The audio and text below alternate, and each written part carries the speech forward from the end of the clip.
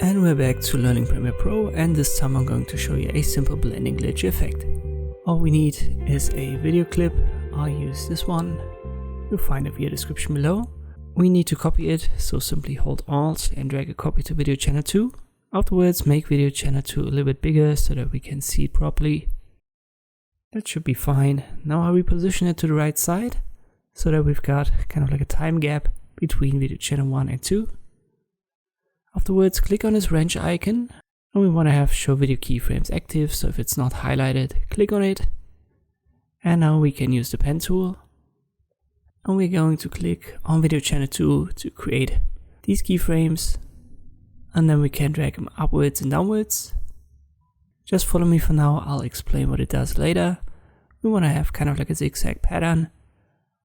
And if we play the clip, we can now see this blending glitch effect happening.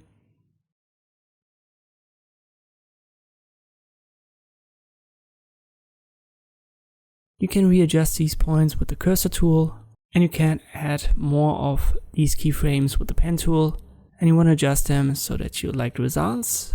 The keyframes that you put to the bottom, they create the biggest glitches, and the ones you put to the max on top will get rid of the glitches. So you can make these glitches shorter if you reduce the duration for the keyframes at the bottom.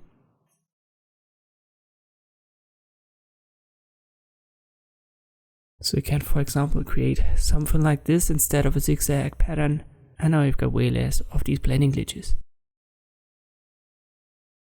And this is how you can create this effect in Premiere Pro. I hope this video was helpful, thanks for watching, and I'll see you next time.